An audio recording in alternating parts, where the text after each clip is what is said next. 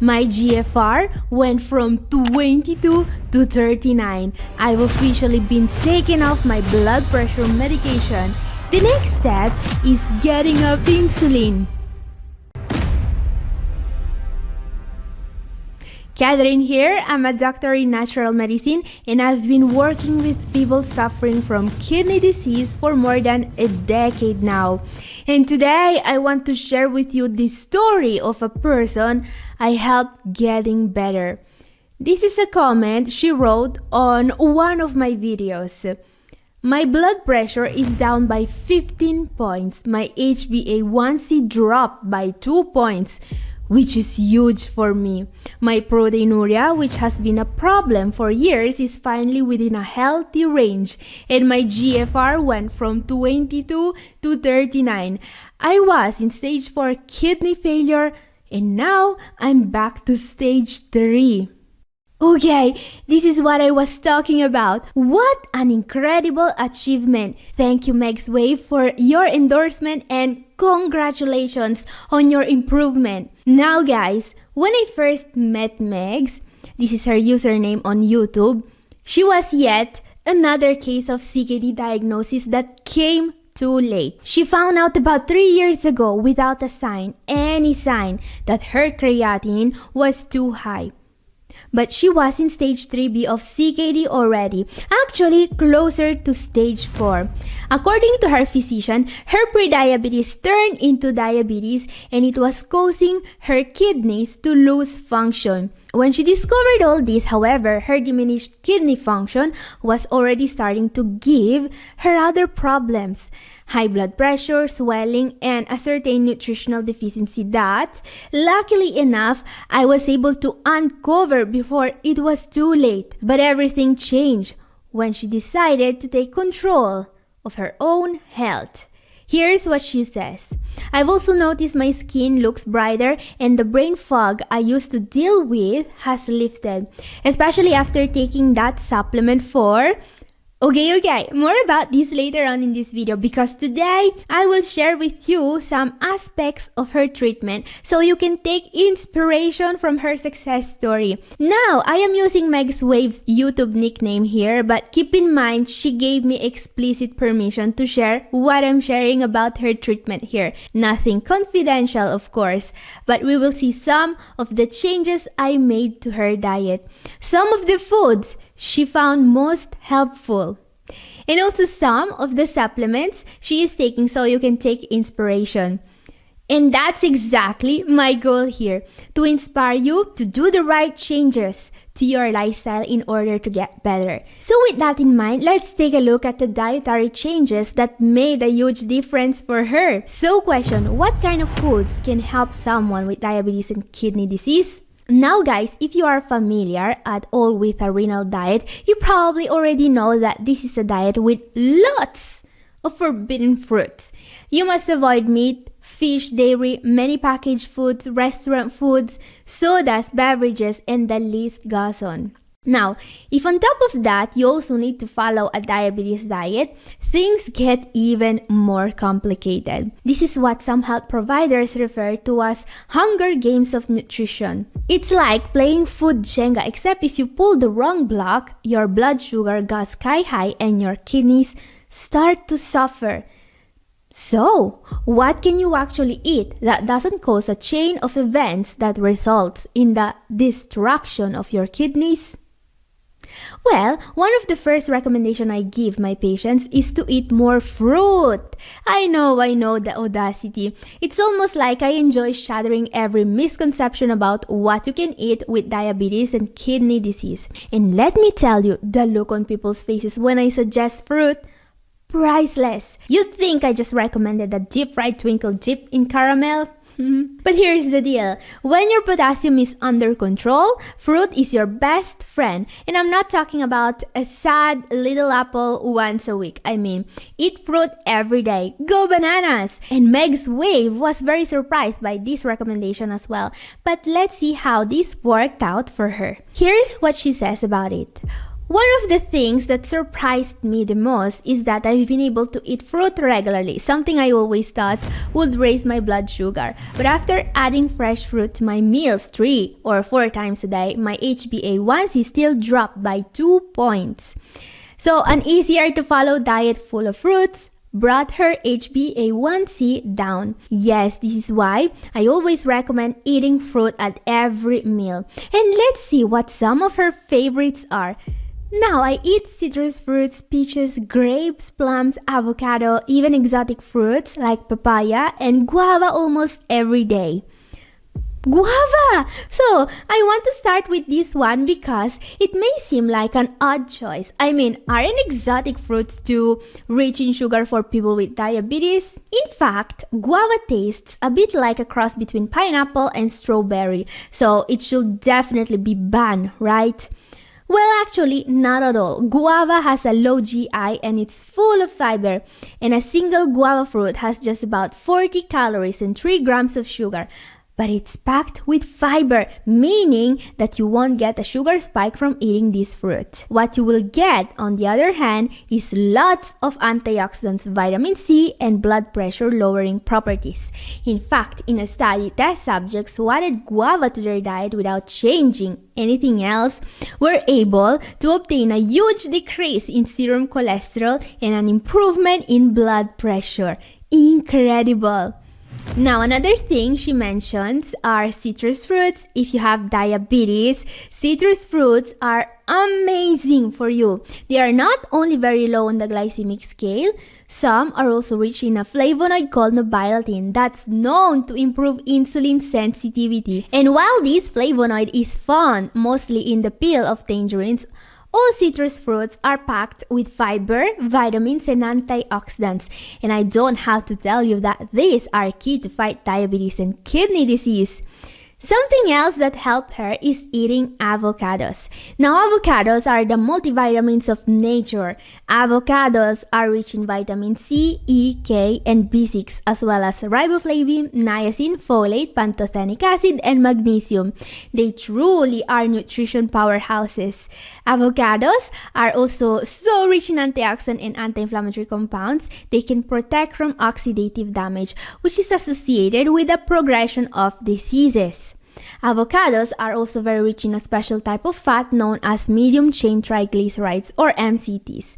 And MCTs are so healthy for the kidneys, especially in case of diabetes, that you can also get them in oil form to supplement your diet. Studies say they may improve insulin resistance and help overweight people lose weight. Another exotic gem from her diet, the papaya. She really loves her exotic fruits. Good for her. Now, papayas boast powerful detoxing properties. This fruit can help you solve any issue you may have with constipation in a natural way. Papaya is not just rich in fiber and in beta-carotene, it also contains an enzyme called papain that helps with digestion, constipation, and irritable bowel syndrome. Amazing! Keep in mind that constipation and other gut issues are very dangerous for the kidneys. They are linked to hyperkalemia and they may even make kidney disease progress faster. So guys, consider adding these fruits to your diet if you want, or really any fruit. Most fruits boast health supporting benefits, and most importantly, they are always very low in protein and in sodium, making many fruits a great choice for diabetes and kidney disease patients. Now guys, let's talk about what was probably the biggest change in Meg's Wave diet: avoiding hidden sodium. So what the heck is hidden sodium? Well, think of it as the food industry's dirty little secret, alright? Kind of like how Instagram models are always waking up like this, but in reality, they're waking up to 1 hour of editing and 3 different beauty apps. Anyway, hidden sodium is a serious risk. In fact, Meg's Wave, the hero of our story, had a blood pressure that was not under control, not even with several different medications. This is a big deal. There is no way to stop kidney damage without controlling your blood pressure. So what to do then? Well, I could have sent her back to her PCP for, some more blood pressure medications. But that's not my style, is it? So what I wanted to find was the cause of this kidney destroying problem. This is why when I start counseling for a new patient, first thing I do is looking at their lab reports. I was looking for clues like a Sherlock Holmes of lab reports. And sure enough, there it was, sticking out like a sore thumb, elevated chloride levels. Yeah, hyperchloremia. This is not uncommon in a stage 4 patient, but her levels were too elevated. So I started to investigate this issue, and that led to a very important dietary change for this patient. A change that, in my opinion, is the main reason why she started to improve. But why was her chloride level elevated to begin with? Well, too high chloride in a CKD patient can mean three things: metabolic acidosis or too high acid in blood, which she didn't have; dehydration, but Meg's Wave was adamant she was drinking 8 glasses of water per day. Now, the third thing is excess sodium intake. Yeah, I can tell from your lab reports if you eat too much sodium. In fact, chloride is something we get from table salt, alright? Ever heard of sodium chloride? Yeah, that's what table salt is. It's not just sodium, but sodium and chloride. But hold on, she swore up and down that she wasn't adding any salt to her meals. And I believed her. I mean, she's not out here trying to sabotage herself. So, what was missing? Where was this sodium coming from? Yeah, something was not adding up. This is why during our first counseling session, I started asking Meg's Wave about any packaged foods she was eating. Now, she is a health-conscious person, and she wasn't really eating anything you could consider junk food to begin with. So I kept asking questions. The first thing that popped up: canned vegetables. Now, my sodium alarm bells were starting to tingle, but she quickly told me she was rinsing them very well. Cool, that usually does the trick, so we were in the clear. But wait, there is more. Then she casually drops a bombshell. Oh, and I love drinking a can of V8 original vegetable juice with my lunch and one with my dinner. Where have I heard that name before? I thought. Oh, right, V8. The so-called healthy juice with more sodium per sip than an entire dinner at a Chinese restaurant. And that's what she was drinking. But it confirmed my hunch about her blood pressure being too high due to excess sodium intake. In fact, as you can see, a single 11.5 ounce of V8 can has a whopping 920 milligrams of sodium. And that's very bad. I mean, at this point, they should just throw in a free blood pressure cuff with every case of V8. Seems only fair, right? Guys, if you have CKD, you are supposed to get no more than 1500 milligrams of sodium in a whole day. And Meg's Wave was downing 2 cans of this salty disaster daily, meaning she was getting 1840 milligrams of sodium just from the juice alone. That's not even counting the rest of her meals.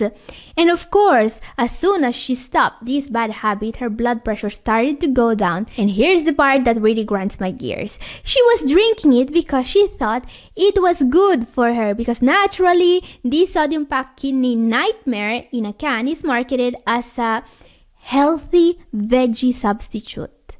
V8 Original 100% vegetable juice offers a quick and easy way to get a dose of veggies, they say. But there is no mention of the fact that drinking this juice is extremely bad for people with high blood pressure or kidney disease anywhere on their products. It's like the food industry's motto is, why them with kindness when you can do it with salt? Alright guys, I know you are on top of your game when it comes to your diet and health, but you should still be careful not to make the same mistake Meg's Wave made. Why?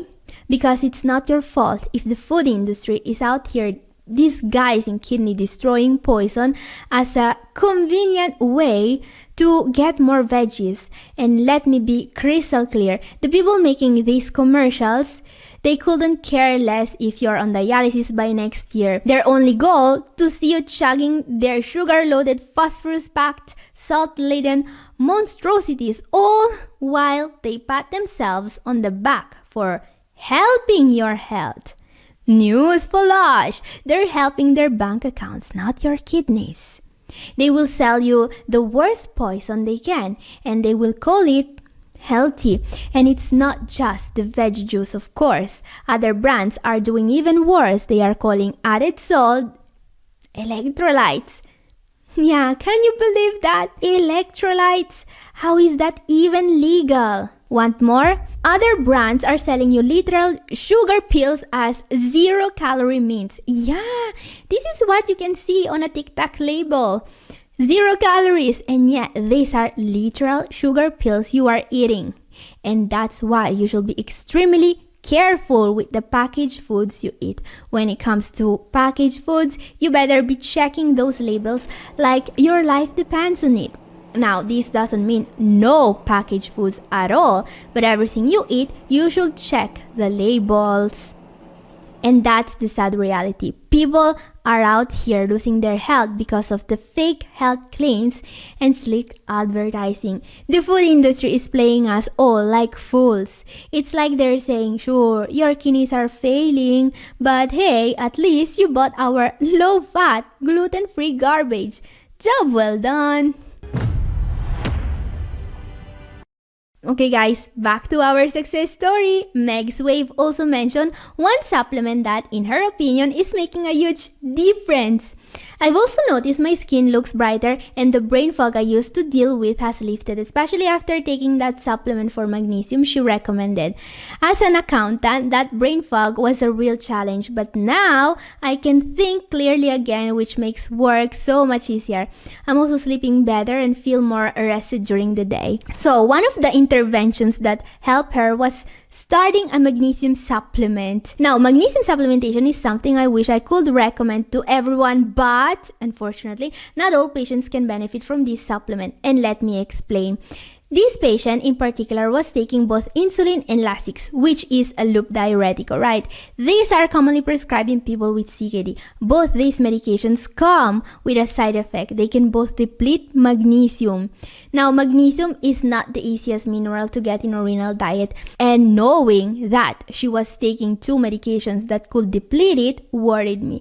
And after our first consultation, I also recommended her taking vitamin D, which is yet another thing that can deplete magnesium. Now, this is a problem. Keep in mind that having low magnesium can cause a cascade of problems, including a possible worsening in phosphorus levels and parathyroid hormone levels, which is like saying being constantly tired, nervous, stressed, and also losing kidney function. And of course, having low magnesium levels can make it a lot harder to get a full night of sleep as well. But as I was saying, I did not recommend her taking a magnesium supplement at first. So question, how do you supplement magnesium safely with CKD? Okay guys, what I asked Meg's Wave to do before starting to take a magnesium supplement was to be tested for magnesium levels. This is a test called Zero Magnesium Test, and it can be done as a part of a Comprehensive Metabolic Panel or CMP. This is the only safe way for your doctor to be able to tell if you need magnesium and in what dose. Now, you don't necessarily need to have a deficiency before taking a supplement, but knowing that your level is not too high to begin with is really important. In fact, supplements such as magnesium citrate can only help you if they are used to fill a nutritional gap, alright? Nothing good will ever came from taking a supplement for a mineral that you already are too high in. And this is why taking this supplement was so helpful for her. And guys, if you want to see more success stories, my video up here is for you, and this is all for today. Thank you for watching. God bless you all. Bye-bye.